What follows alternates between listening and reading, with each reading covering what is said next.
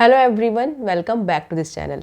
तो आज का जो वीडियो है वो है न्यू मदर्स के लिए कि जिनकी भी सर्दियों में डिलीवरी हुई है, स्पेशली अगर सिजेरियन हुआ है या होने वाली है यही दिसंबर, जनवरी और फरवरी में, यानी कि इन 3 महीनों में जब बहुत ज़्यादा ठंड होती है तो उस टाइम पे आपको अपनी केयर कैसे करनी है जिससे कि आपकी रिकवरी जल्दी हो और आप ठंड से भी बचे रहो। तो मेरी जो डिलीवरी है वो जो फर्स्ट सिजेरियन है मेरा वो हुआ था दिसंबर में। तो जो चीज़ें मैंने एक्सपीरियंस की है उस टाइम पे कि सर्दी में डिलीवरी होती है, अगर स्पेशली सिजेरियन होता है तो कैसे केयर करनी है, क्या खाना चाहिए क्या नहीं खाना चाहिए। और कुछ चीज़ें ऐसी होती हैं ना कि आप एक्सपीरियंस के बाद ही सीखते हो। तो उस जो भी मैंने एक्सपीरियंस किया उनसे मैंने क्या सीखा तो वो सब मैं इस वीडियो में शेयर करूंगी।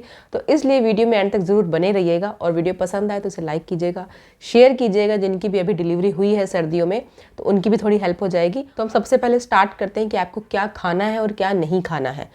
सबसे पहले तो पानी आपको ज़्यादा पीना है कि सर्दियाँ आ गई हैं तो हमारी प्यास वैसे ही बहुत कम हो जाती है।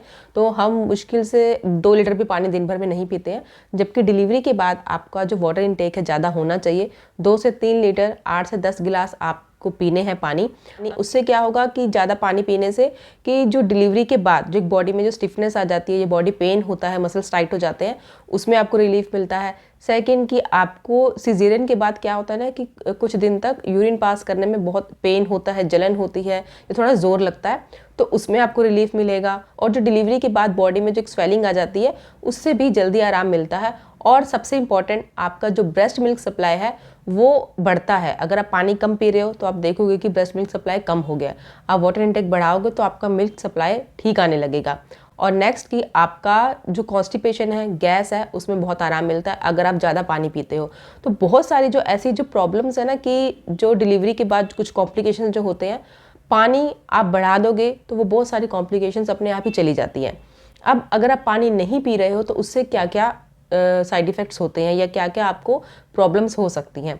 सबसे पहले तो आपको यूरिन इन्फेक्शन के चांसेस बढ़ जाते हैं, आपके जॉइंट्स में पेन रहने लगता है, कॉन्स्टिपेशन रहने लगता है, ब्रेस्ट मिल्क सप्लाई कम हो जाता है, आपको यूरिन पास करने में जलन हो सकती है, इचिंग भी स्टार्ट हो जाती है और हेडेक भी हो सकता है अगर आप पानी कम पी रहे हो तो इसलिए अपना जो वाटर इनटेक है वो आपको पूरा करना है।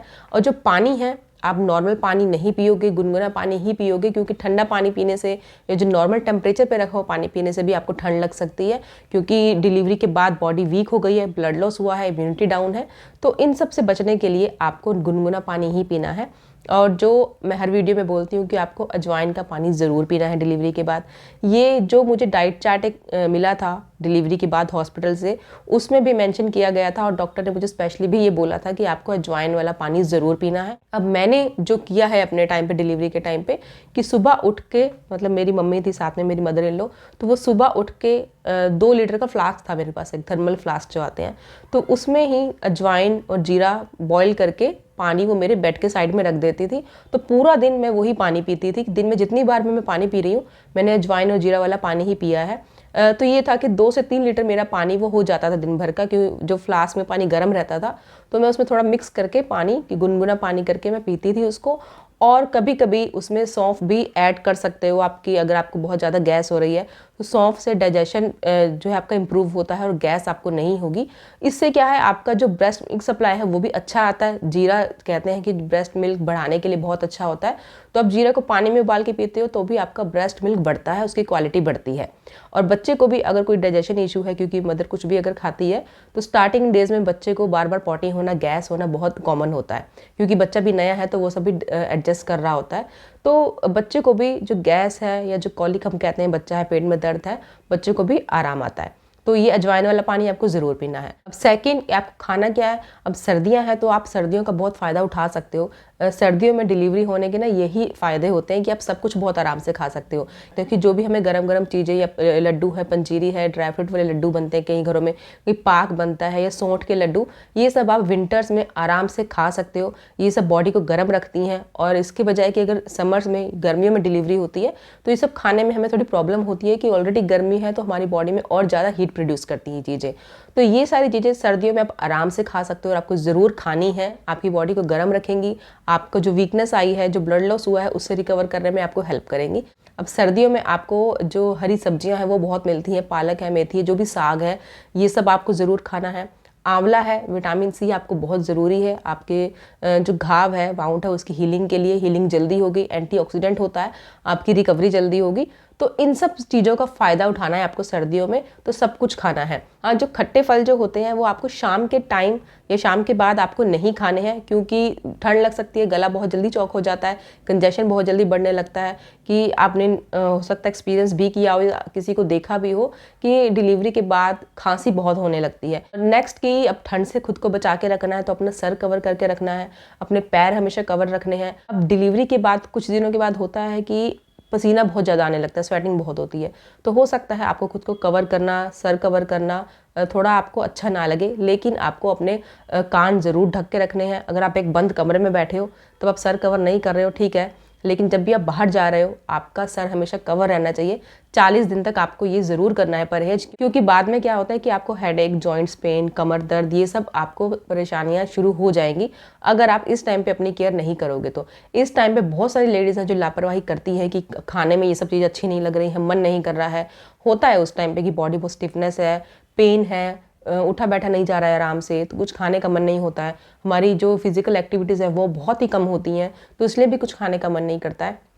लेकिन अपनी केयर आपको करनी है इस टाइम पे, क्योंकि जैसे कहते हैं ना कि जब पैदा होता है, जब बच्चा होता है तो छोटा, तो उस टाइम पे जो उसकी मसाज की जाती है, मालिश की जाती है, क्योंकि वो कच्ची मिट्टी की तरह होता है, तो जैसे उसका शरीर बना दोगे वैसा ही हो जाएगा। तो एक जो माँ का शरीर है वो भी डिलीवरी के बाद वैसा ही होता है, बहुत ही नाजुक हो जाता है। तो इसलिए जितनी अच्छी आप अपनी केयर कर लोगे उतना अच्छा आप जल्दी रिकवर भी कर लोगे, उतनी स्ट्रेंथ भी जल्दी गेन कर लोगे, और आगे जाके जो भी प्रॉब्लम्स स्टार्ट हो जाती हैं कि जॉइंट्स में पेन है, कमर में दर्द है, सर में दर्द है, हेयर फॉल है, या आंखों के नीचे आप देखो कि बहुत सारी लेडीज़ को डार्क सर्कल्स बहुत हो जाते हैं, तो ये सब जो चीज़ें हैं इनसे आप दूर रहोगे अगर इन शुरू के 40 दिनों में आप अपनी बहुत अच्छे से केयर कर लेते हो। प्रेगनेंसी तक तो हम अपनी केयर बहुत अच्छे से करते हैं कि हाँ जो भी हम खाएंगे पिएंगे तो बच्चे को लगेगा, तो डिलीवरी के बाद भी अपनी केयर आपको बहुत अच्छे से करनी है। जितना अच्छा आप खाओगे, जितनी अच्छी आप केयर करोगे, उतना मिल्क अच्छा मिलेगा बेबी को, तो बेबी को पूरा न्यूट्रिशन मिलेगा। जितना आप अच्छा फिजिकली अच्छे हो जाओगे उतने अच्छे से आप अपने बच्चे की केयर कर पाओगे। तो ये सब सोच के जितनी अच्छी आप अपनी केयर कर सकते हो उतनी करनी है। अब होता है किसी किसी को कि ना बहुत ज़्यादा कंजेशन बढ़ जाता है, ठंड लग जाती है, खांसी हो जाती है, तो उसके लिए वैसे मेरा वीडियो एक है, अलग से डिटेल वीडियो है, आप वो देख सकते हो, क्योंकि ये वीडियो फिर बहुत लंबा हो जाएगा। और सर दर्द, अगर आपको कंजेशन की वजह से सर में दर्द है, तो एक मुझे याद है कि जब हम छोटे थे तो मेरी नानी ये करती थी एक नुस्खा कि उसको पता नहीं क्या कहते हो, कि वो पत्थर का होता है बड़ा सा, उसको हम तो दवड़ी सोटा कहते थे, तो पत्थर का होता है, आजकल तो छोटे मिलते हैं, और सौंठ का गांठ जो भी होती है सौंठ की, उसमें ना 1-2 चम्मच पानी डाल के उसको घिस के, तो वो पेस्ट बन जाता था सौंठ वाला पानी, तो उसको सर पे लगा देती थी नानी। तो उससे होता था ना कि थोड़ी सी ना गर्माहट लगती है सर्दियों में, स्पेशली जब आपको एकदम जकड़न सी हो जाती है, बहुत ज़्यादा कंजेशन हो जाता है, तो हमारे यहाँ एकदम भारीपन सा सर में दर्द होता है, तब आप वो सौंठ वाला जो पेस्ट है, अगर आपके पास ये नहीं है तो जो सौंठ पाउडर आता है उसको आप 1 चम्मच गुनगुने पानी में मिला करके लगा सकते हो सर पे। तो उससे क्या है, जो एकदम गर्माहट सी फील होती है, तो आपका जो सर्दी की वजह से जो सर में दर्द है वो ठीक हो जाता है। अगर आपकी बहुत ज़्यादा कंजेशन है तो आप ट्राई करो कि आप चेस्ट पे भी लगा के सो सकते हो रात में, कि उसकी बात ना ठंडी हवा ना लगे ऊपर, तो आप रात में चेस्ट पे भी लगा के सो सकते हो। पर इतना ज़रूर ध्यान रखना कि जब वो सूख जाएगा, पाउडर बन जाएगा, तो वो झड़ने लगेगा, यानी कि पाउडर गिरने लगेगा। तो बच्चा अगर दूध पिएगा तो उसकी आंखों में जा सकता है, नाक में जा सकता है, मुंह में जा सकता है, या अगर आपके माथे पे भी लगा हुआ है सर पे, तो भी जब सूखेगा तो उसके बाद वो नीचे गिर सकता है। जब वो सूखने लगे तो आप कोई भी कपड़े से उसको हटा सकते हो और आप कर सकते हो, या सर पे कोई कपड़ा बांध सकते हो कि वो गिरे नहीं बच्चे के ऊपर। नेक्स्ट आपको मसाज ज़रूर करवानी है। शुरू के कुछ दिनों आप अवॉइड करो जब तक आपके टांके सूखे नहीं हैं। 10 से 12 दिन के बाद, आप सिजेरियन के बाद भी आप मसाज करवा सकते हो। 10 से 12 दिन के बाद तो मसाज आपको सरसों के तेल से करवानी है, उससे बॉडी में गर्मी बनी रहती है। लेकिन कुछ मदर्स को होता है, जो मेरे साथ भी हुआ है, कि स्वेटिंग बहुत होती है, हमने अच्छे से कपड़े पहने हुए हैं, वूलन्स पहने हुए हैं, तो बॉडी में गर्माहट रहती है, और सरसों के तेल से मसाज करवाने के बाद मुझे क्या हुआ था कि दाने बहुत हो गए थे बॉडी में, क्योंकि हम गरम गरम चीज़ें खा भी रहे हैं, सरसों के तेल से मसाज भी हो रही है, वूलन्स कपड़े एकदम पहन के खुद को पैक कर रखा है, तो बहुत दाने हो गए थे मेरी बॉडी में, रेड रेड बड़े बड़े से दाने हो गए थे। तो आप जैतून के तेल से या कोई और तेल अगर आपको सूट करता है तो उससे भी मसाज करवा सकते हो। लेकिन कहते हैं कि सरसों का तेल जो बेस्ट होता है, आपकी हड्डियाँ भी मजबूत होती हैं और बॉडी में जो गर्माहट चाहिए उस टाइम पे वो भी देता है। तो आप सरसों के तेल से मसाज करवाओ, लेकिन उसके बाद अच्छे से उसको क्लीन कर लो थोड़ी देर के बाद। नहाने की जहाँ तक बात है, कि अब जो मेरा है, मुझे तो रोज़ नहाने नहीं दिया जाता था, तो मैं एक दिन छोड़ के नहाती थी। तो आपके घर में अगर आपको लगता है कि रोज़ आप नहा सकते हो तो आप डेली नहा सकते हो, नहीं तो आप एक दिन या 2 दिन छोड़ के भी नहा सकते हो। लेकिन हम मसाज के बाद थोड़ी देर के बाद आप वाइप ज़रूर कर लेना, नहीं तो हो सकता है वो दाने की प्रॉब्लम स्टार्ट हो सकती है। और जब आप मसाज करवाओगे तो बैक की मसाज भी आपको करवानी है, लेकिन बैठ के, उल्टा लेट करके नहीं करवानी है। और लोअर बैक में जो मसाज जो भी कर रहा है उसको आपको बताना है कि बहुत ज़्यादा टाइट हाथ नहीं चलाने हैं, क्योंकि उससे स्किन खिंच सकती है, तो टांके वाली स्किन भी खिंच सकती है। तो इसलिए हल्के हाथों से लोअर बैक की आप मसाज करवा सकते हो। और अपर बैक की है, क्योंकि शोल्डर्स पे बहुत पेन होता है उस टाइम पे, जो मैंने एक्सपीरियंस किया है, तो उससे मसाज में आपको रिलीफ मिलेगा। अपर बैक की या शोल्डर्स की मसाज आप आराम से करवा सकते हो। और पैरों में क्या होता है कि डिलीवरी के कुछ दिनों बाद तक पैरों में बहुत हैवीनेस लगती है, कि मेरे साथ तो होता था कि अगर लेटे हैं ना, तो लेट के ऐसा लगता था कि पैर अगर बेंड करने या हिलाने हैं तो बहुत ताकत लगती थी, बहुत एनर्जी लगती थी। तो जो मैंने अपने डॉक्टर से बताया था, तो उन्होंने मुझे यही सोल्यूशन बताया कि या तो गर्म पानी में डिप करके बैठो थोड़ी देर, या मसाज करवाओ तो उससे आराम आ जाएगा। तो मसाज ही करवाई थी मैंने, क्योंकि सर्दियों में गर्म पानी में डाल के बैठना भी थोड़ा मुश्किल लगता है। तो मसाज करवाने से रिलीफ मिल गया था। तो आप भी ये ट्राई करो, अगर आपके पैर में बहुत स्टिफनेस है या बहुत हैवीनेस रहती है पैरों में, तो मसाज से आपको रिलीफ मिल जाएगा। और नेक्स्ट कि धूप अगर है तो धूप में आपको ज़रूर बैठना है, बच्चे को भी बिठाना है। सर्दियों के यही फ़ायदे होते हैं डिलीवरी के। तो धूप में ज़रूर बैठो, और बैक से आपको धूप सेकनी है, यानी कि आपकी बैक पे जो है हीलिंग जल्दी हो। जो एनेस्थीसिया लगा है ना, उसमें कभी कभी होता है कि ठंडी हवा लगने से आपको जहाँ इंजेक्ट किया गया है वहाँ आसपास पेन हो सकता है। तो इससे घबराना नहीं है, ये नॉर्मल होता है। अभी भी हो सकता है नेक्स्ट सीज़न में फिर से हो, जब ज़्यादा ठंड बढ़े या ठंडी हवा लगे, तो ये नॉर्मल है। क्योंकि मुझे याद है कि मेरे अगले 1 साल तक यानी कि हुआ था, तो ये होना नॉर्मल है जहाँ इंजेक्ट किया गया है वहाँ पे। और जब भी आप धूप में बैठे हो, सर्दियों में होता है कि धूप के साथ ठंडी हवा भी होती है, तो अपना सर, कान, पैर ये कवर करके ही बैठना है, क्योंकि इस टाइम पे जो ठंड लग गई है तो वो जल्दी से जाती भी नहीं है। जकड़न आपको, ये जो कंजेशन है लंबे टाइम तक रह सकता है, खांसी लंबे टाइम तक रह सकती है। तो इस टाइम पे आपको खुद को बचा के रखना है। और नेक्स्ट अब बात करते हैं टांकों की। अब सर्दी है, 2-3 लेयर्स कपड़े पहने हैं, तो स्वेटिंग भी होती है अंदर अंदर, हमें नहीं पता लगता है। तो अपने टांके आपको जितना भी आपको डॉक्टर ने बताया है दिन में 2 से 3 बार क्लीन करने हैं, तो वो आपको विदाउट फेल करने हैं। सर्दियों में आलस बहुत आता है कि कपड़े हटाने पड़ेंगे, खोलने पड़ेंगे, तो आलस नहीं करना है। टांके आपको ज़रूर क्लीन करना है, क्योंकि वो अंदर ही अंदर कपड़ों में दबे रहते हैं, तो हमें इतना ध्यान नहीं जाता है। कुछ अगर डिस्चार्ज भी अगर कभी होने लगेगा तो हमें इतना नोटिस नहीं होगा। तो इसलिए डेली सफाई टांकों की ज़रूर करनी है। अगर आप चाहे नहा रहे हो चाहे नहीं नहा रहे हो, टांके डेली साफ़ होंगे। क्या होता है कि जो बैंडेज लगा होता है, जब हटाया जाता है तो वो थोड़ी जो स्टिकीनेस सी रह जाती है स्किन पे, तो वहाँ पे ना गंदगी चिपकने लगती है। तो कॉटन गीला करके सिपरेट से या बेटाडाइन से उसको, कॉटन को डिप करके आपको साइड वाली स्किन को रब करके अच्छे से क्लीन करना है, क्योंकि वूलन्स क्या होता है ना, उसके जो रेशे होते हैं वो भी चिपक जाते हैं। तो इसलिए आपको टांकों में कपड़ा पहने हुए हैं, बल्ज भी है, स्किन लूज है, तो वो टांके दबे रहते हैं।